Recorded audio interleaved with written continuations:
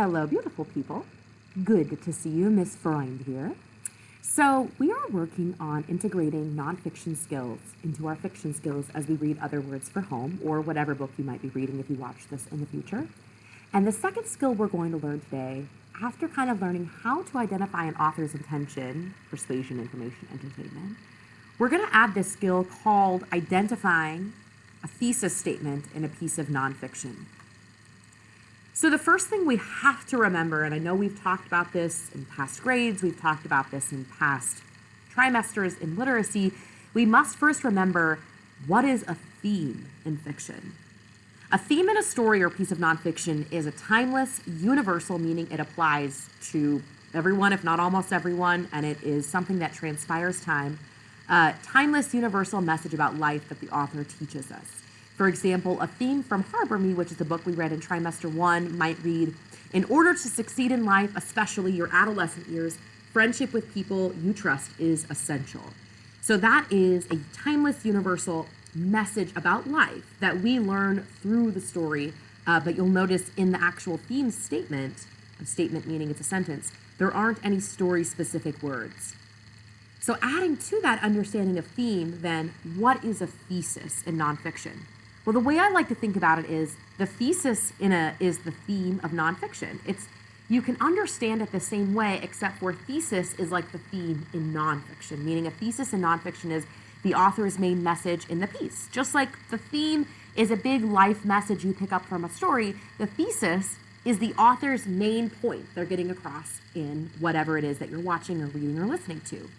A thesis could also be like the author's position they take on the topic, especially if it's like a piece of persuasion or an argument. The thesis is going to be the way that they see it, right?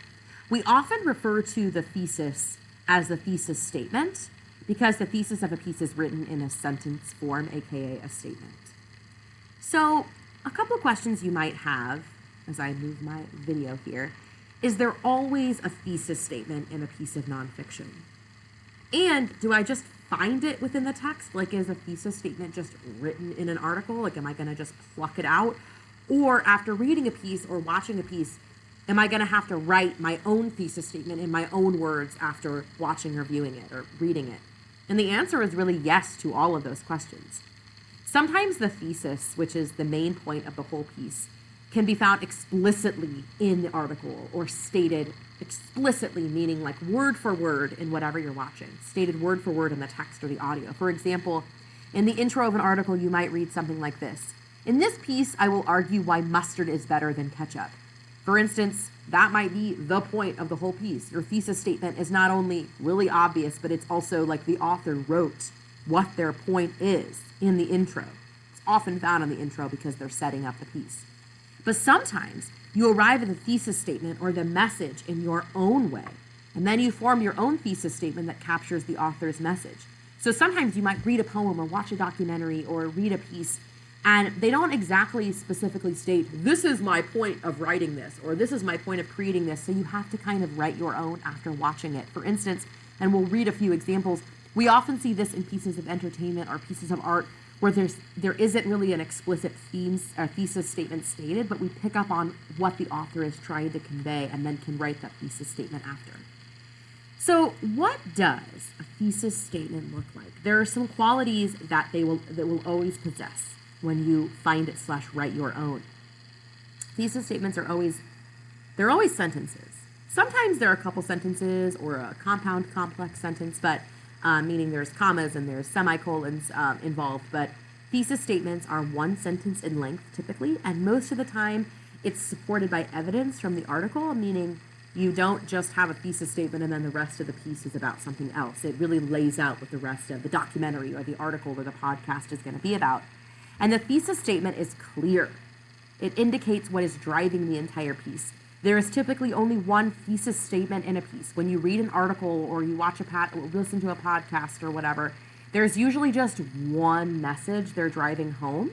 There might be lots of little subtexts or sub things that they're bringing up, but there's really just one thesis statement. So how do you locate your nonfiction piece's thesis statement? Oh, I gotta move my thing so you can see the Dwight meme. Okay.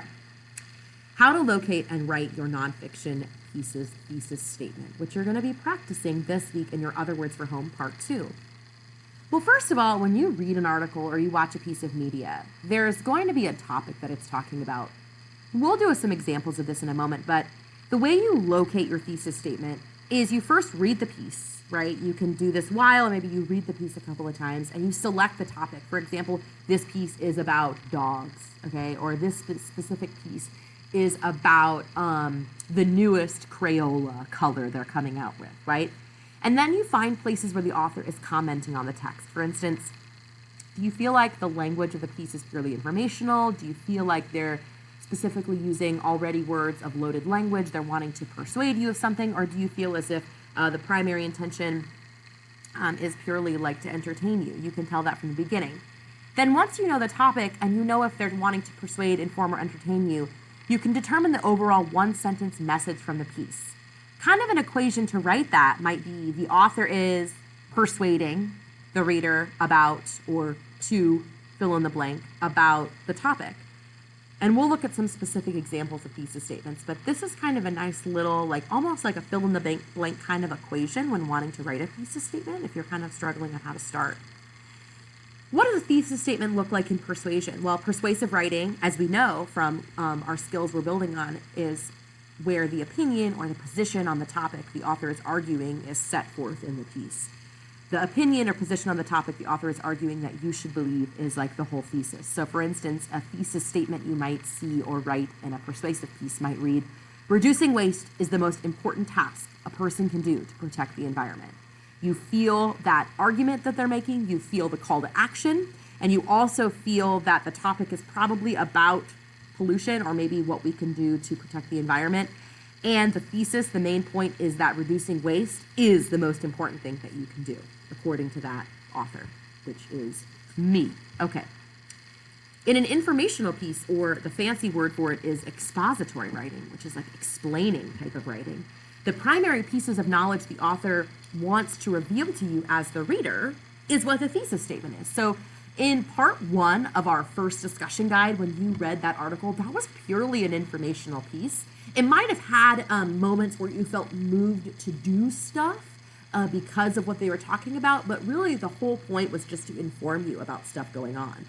And an example of an informational thesis statement might be, in this essay, I will describe the 10 best places to access an area to catch a Pokemon, okay? Back when Pokemon Go was a thing, right? So really a thesis statement of an informational piece is what the author is laying out in the piece so that you know essentially what is to come and what the whole point of the piece is.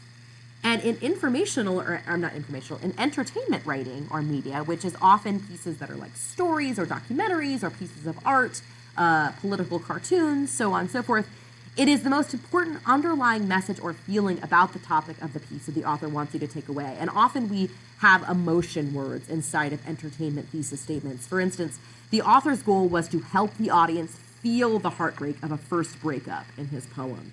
So it's the whole point, but it's kind of like the emotion you're wanting to feel, or just the feeling that the author wants you to take away. Because the reason people make artistic like forms or choose artistic forms for the messages is they feel as if there's kind of like that feeling or that emotional element instead of just writing an article about it. And I'm sure you felt that when you've listened to a song or when you've watched a documentary or when you've watched or just looked at photography, right? There's that extra element of not only a point that the author's trying to make, but that feeling attached to it. So how are author's intention and thesis statements connected? And we talked about this a moment ago, but the author's intention is how they get the message across. So like they either choose to persuade or inform or entertain you, and their thesis is what they're getting across. We're going to practice a little bit, and so here is essentially what you're going to do. I'm going to put these passages on the board, in the slides, and then in a second, you're going to pause this to think about 3 different questions, and then I'm going to reveal the answers. So the first thing you're going to do right now is pause this and read this passage and think to yourself, what are the answers to what's the topic of the piece? Is this piece persuasion, information, or entertainment? And what is the author's thesis statement? What's like the whole point of this paragraph? Pause now and think about those 3 questions. So you will have unpaused, and here are essentially the answers to this. The topic of this piece is we're talking about the Apollo 11 mission to the moon. And the author is really just informing you about something that's happened, and a thesis statement that might come out of this is the author is informing us, notice that pi word, about all the Apollo 11 mission to the Apollo 11 mission to the moon, and then some more details by telling us about who was on the spacecraft, when it took place, and how monumental it was for the U.S. If you just wrote the part of that sentence is informing us about, that would be probably like a meets expectation, but to really exceed expectation on writing a thesis statement, those little extras that actually capture the details of what the article or what the paragraph was actually about is awesome. Okay, here's our next practice. Pause and read and think about the 3 questions. Go. As you unfreeze, you'll notice this paragraph was starting to talk about the importance of fine arts, but most specifically, these 2 paragraphs, this excerpt from the thoughtfullearning.org is really about music in school curriculum. And this piece, I would argue, and Miss Leslie would argue, is persuasive. But it could also obviously be informational, because when you're trying to persuade someone of something, if you're a good arguer, you supply information when you're arguing a point. So the author's thesis statement about this topic might read, music should be in every school curriculum at every grade level because it makes students smarter, gives students something positive to do, and builds self-confidence. Notice how I've got the capitalization and proper grammar and a period at the end. That is what a thesis statement looks like. Notice how I don't lead off with the author is trying to convince me that music should be. I just kind of left that part off, but you could have that intro if you wanted. The next one, same thing. Pause and see if you can determine these 3 questions. All right, as you unfreeze, the main topic here of this cartoon, this graphic, is consumption, or maybe you could say waste, right? There might be a couple of other words that came to mind. The primary intention here is entertainment, because it's not only just words, but it's also got that artistic sense to it. It could also be informational, and I kind of argue it could also be persuasive. I think it's really all 3. I think the primary intention is to entertain you, to make you feel something, but the others apply as well. The author's thesis statement here is the artist wants the reader to feel disgusted by the amount of waste produced constantly by consumers, and perhaps wants us to change our habits when it comes to how much we use and throw away. That is the fullest, I think, version of a thesis statement for this. I include not only maybe the entertainment emotion that the author wants you to feel, or the artist wants you to feel, but also maybe the persuasive element as well that the author is intending for you to not only like think about, but to take away, and that call to action after. So as we wrap this up, how do we then apply this to our learning? So in a moment, when you're done with this, you're going to leave this up if you want to review any part. This video will be always up. And you're going to open up your Other Words for Home discussion guide 2 and scroll to part 2. You'll notice that it's asking you to read at least one of the 3 included nonfiction texts. There's 2 articles and 1 podcast. Read the directions on the document and then apply this learning to your reading and analysis of that at least one piece you pick to read or listen to. You're going to find the author's intention and then try to construct your own author's thesis statement. If you're ever kind of having a brain fart and not knowing how to write that thesis statement, go back to our examples in these slides, in this screencast. The slides will be attached as well on Canvas, so if you need to just pull this up without listening to me, that is totally cool too if you want to just review that to know how to write the thesis statement. And then we will workshop them as we go along. Email me or Miss Leslie if you have any questions as you work. You're amazing. Go team.